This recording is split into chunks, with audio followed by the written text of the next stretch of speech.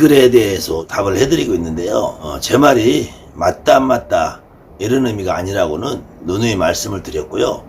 또 어느 경우에는 댓글이 달렸는데 지나간 영상에 댓글을 달아놓으시면 제가 못 보는 경우도 많이 있어요. 또 댓글에 대한 강의를 하다 보면은 순서가 좀 늦어지시는 경우도 있는데요. 지금 이분의 댓글 열흘 정도 지난 댓글인 것 같아요. 어떤 하얀 할머니가 방울부채 들고 오셨는데 대신 할머니는 반드시 노란 옷만 입고 와야 되느냐, 이렇게 질문을 하셨는데요. 하얀 옷을 입었다고 이 할머니를 천신 할머니가 불러야 되느냐, 저도 여기에다가 정답이라고 말씀드릴 수 없어요. 다만 지금 이분의 질문의 핵심이 하얀 옷을 입은 할머니는 대신 할머니라고 부르는 것수 있느냐, 아니면 천신 할머니라고 부르느냐, 이거 역시도 이 댓글을 쓰신 분이 아주 하얀 옷을 입었으면은 뭐 천신이다, 노란 옷을 입었으면 대신이다, 이거는 지금 이 댓글을 다루신 분을 포함해서 지금 이 영상을 보시는 모든 분들이 학습이 됐다는 거예요. 학습이 됐다는 것이고요. 이 학습이 됐다는 것은 내가 배웠다는 거예요. 내가 배웠다는 것이고요. 이렇게 지금 천신 할머니라고 부르는 게 맞느냐, 대신 할머니라고 부르는 게 맞느냐라는 것은 지금 이 댓글 다루신 분이나 아니면 주변에 다른 사람들이 이렇게 불러주는 것이지, 그분은 직접 그렇게 말씀을 안 하셨단 말이에요.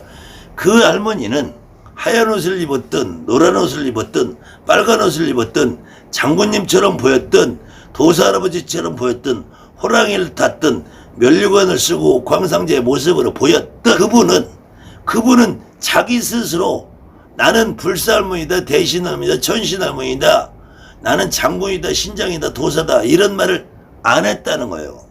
그분은 그 말씀을 안 했다는 거예요. 결국 그분을 부르는 이름은 흔히 여러분들 주변에 명패라고 말씀을 하시는 선생님들이 그 신령님, 그분을 부르는 이름은 여러분이나 나 같은 무당들이 과거에서부터 이런 할머니들은 이렇게 이름을 부르자라고 정해진 거란 말이에요. 그 이름은 결국 인간이 정한 거란 말이에요. 그 할머니를 천신할머니다, 대신할머니라는 이름으로 규정을 하는 거는 인간이 한 거란 말이에요. 그 할머니 스스로가 내가 대신할머니라고 안 했단 말이에요. 무당에게 신이 오는 느낌이 두 가지가 있다고 제가 말씀을 드렸잖아요. 다른 느낌도 있지만 그것이 대표적으로 여러 무당들을 살펴볼 때 보편적인 현상이라고 그랬을 때 이렇게 신의 모습을 먼저 눈으로 보시는 분이 있어요. 이것을 우리가 말하는 형태가 보이는 것을 상이라고 그래요. 상. 그 다음에 모습이 보이는 것을 형이라고 그래요. 형. 그래서 이걸 형상이라고도 하고 상형이라고 하는데, 형상, 모습이 보이는 거, 모습이 보이는 이분들은 자기가 내가 누구다, 내가 천신할머니다, 대신할머니다라고 말을 안 한다니까. 이분들이 말을 하려면은 비로소 이렇게 보이는 모습 뒤에 같이 오시는, 우리가 귀신이라고 해야 되고 조상이라고 해도 되고, 이분들이 같이 오시는 분이 비록 말을 한단 말이에요.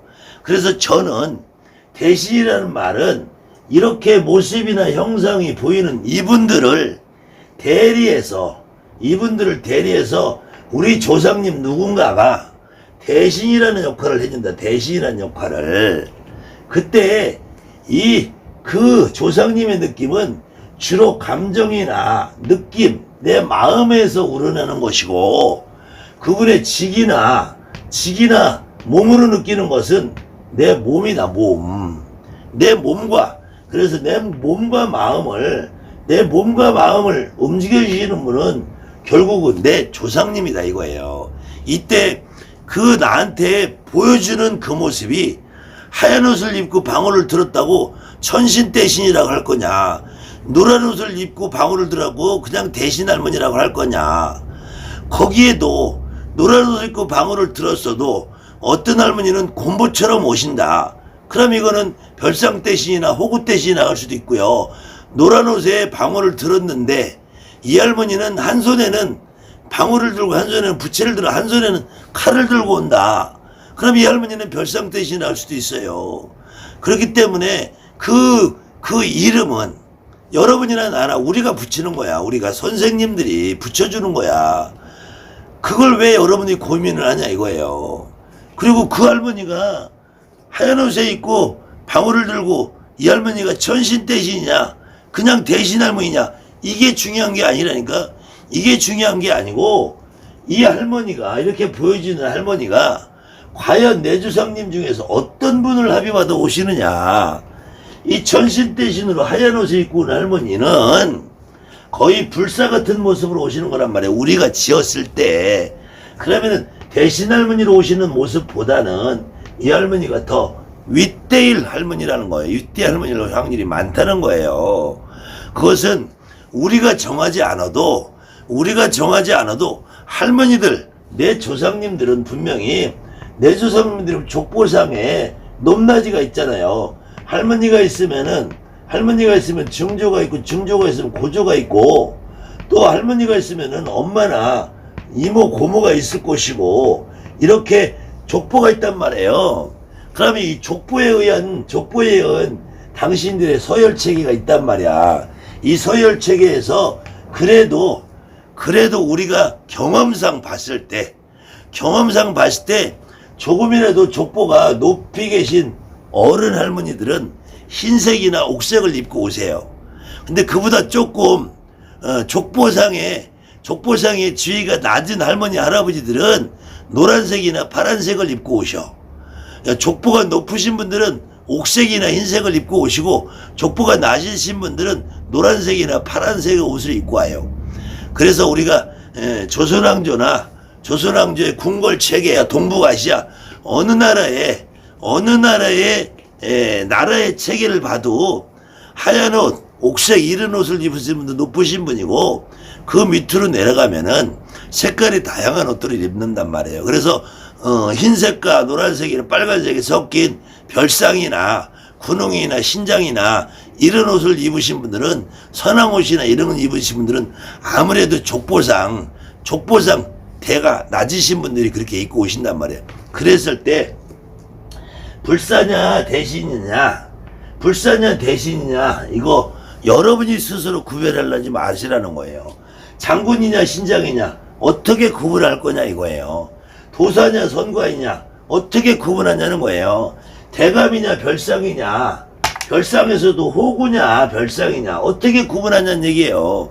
이것은 그냥 단순한 느낌과 나한테 느껴지는 직위와 그렇게 느껴지는 모습과 형상에서 이런 분들을 우리가 이렇게 이름을 부르자, 이런 분들을 별상이라고 부르자, 이런 분들을 호구라고 부르자, 이런 분들을 장군이라고 부르자, 이런 분들을 신장이라고 부르자. 이것은 우리 인간이 하는 거지 그분들이 하시는 게 아니란 말이에요. 거기에다가 나라는 사람이 손님을 상대해서, 결국은 우리 무당이라는 사람이 손님을 상대로 해서 하는 일은 점을 보고 구슬하고 고사나 치성을 하는 거잖아요. 이때 점을 보고 구슬하고 고사나 치성을 할 때에도 결국은 또 다른 내 조상님이 손님의 조상을 또 합의받는 거란 말이야. 손님의 조상을 합의받아서 우리가 점을 보고 구슬하고 고사나 치성을 할 경우에, 어느 경우에 손님의 조상도 이렇게 하얀 옷을 입고 노란 옷을 입고 장군님처럼 신장님처럼 도사처럼 산시처럼 올 수가 있어요. 그 역시도 우리가 이름을 붙여주는 거란 말이야. 그분들이 이때도 이 손님네 조상도 그냥 순수하게 조상으로만 오시는 분들이 있어요. 근데 이분들도 신의 모습을 겹쳐서 오시는 분들이 있어요. 이렇게 오시는 분들을 이름하여 조상이 더 많고, 이렇게 신의 모습처럼 오시는 조상이 많으신 그런 집안의 가문을 우리가 통상 신가물이 있다, 무당가물이 있다, 너는 언젠가는 무당이 될 확률도 높다, 이런 말을 하는 거예요. 단순하게 신의 모습이 안 보이고 조상마의 모습만 오시는 그런 제갓집들은 그냥 우리 무당이 굿이나 해주면 돼. 근데 굿을 해주다 보면은 어떤 할아버지 할머니가 그 제갓집에 개똥이 소똥이네 할머니가 신의 모습처럼 오시는 분들이 있어요. 그런 분들은 영락없이 나중에 그 자손 중에 누군가가 무당이 될 확률이 높다는 거예요. 지금 이 댓글을 다루신 분이 우리 할머니가 하얀 옷에 방울을 들었던, 노란 옷에 방울을 들었던, 신장처럼 오셨던, 장군처럼 오셨던, 도사처럼 오셨던, 선관처럼 오셨던, 칼을 들었던 안 들었던, 오방길 들었던, 말을 탔던, 거기에 자꾸 이름을 붙이려고 하지 마시고, 그렇게 오시는 그분은 말이 없단 말이야. 그분하고 같이 오시는, 그분 속에 가려져 있는, 그분 속에 숨겨져 있는 내 할머니 내 할아버지를 찾는 길이 가장 무당으로서 살아기 좋은 길이라는 거예요. 그 제발 천신할머니다 대신할머니자 왜 이렇게 오냐, 이렇게 올 수 있느냐 없느냐. 아니 여러분 눈에 보였다는 거, 내 눈에 보였다는 거, 내 눈에 내 몸에 실렸다는 거, 이거는 올 수 있느냐 없느냐의 문제가 아니라 오셨다는 거예요. 오셨다는 거. 오셨는데 거기에 이름은 중요하지 않다니까. 이름은 그 할머니를 대신할머니라면 어떻고, 전신할머니라면 어떻고, 천황할머니라면 어떻고, 전전할머니라면 어떻고, 불사할머니라면 어떻고, 칠성할머니라면 어떠냐는 얘기예요. 그 할머니가 어느 분이냐를 내가 확인을 하면은 그 내 할머니가 중전지 고전지 친할머니지 외할머니를 알고, 그 다음에 이 할머니가 살아 생전에 절간을 다녔든지 절을 했든지 무당을 했든지, 그래서 산에다 들에다 떠놓고 물 떠놓고 장독대 물 떠놓고 우물에서 물 떠놓고 어떻게 빌고 살았느냐. 그 할머니의 삶의 모습에서 이 할머니가 칠성단에 빌은 할머니면 칠성할머니라 이름을 달고 오실 것이고, 이 할머니가 산에 가서 빌던 할머니면 산신할머니라고 할 수 있을 거예요. 산신불사가 있을 산신대신도 있을 수 있단 말이에요. 이 할머니가 바닷가에 용궁에서 빌었다면 내가 용궁불사라고 올 수도 있는 거고, 그것은 우리가 이 할머니를 이해하고 싶게, 이 할머니의 특징을 기억하고 싶게 내가 이름을 붙여주는 거야. 그 할머니 스스로는 말을 안 해요.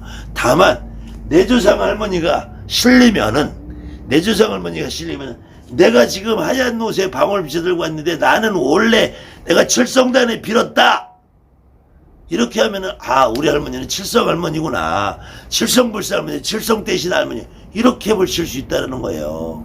여러분이 너무 내 할머니에 대해서, 나한테 오는 신에 대해서 여러분 스스로 자꾸 규정을 하려 들지 말고, 그 할머니의 실체적인 모습이 어떤 모습이냐, 내 할머니냐, 네 할머니냐, 남의 할머니냐, 윗대 할머니냐, 아랫대 할머니냐, 이것이 중요하다는 거예요.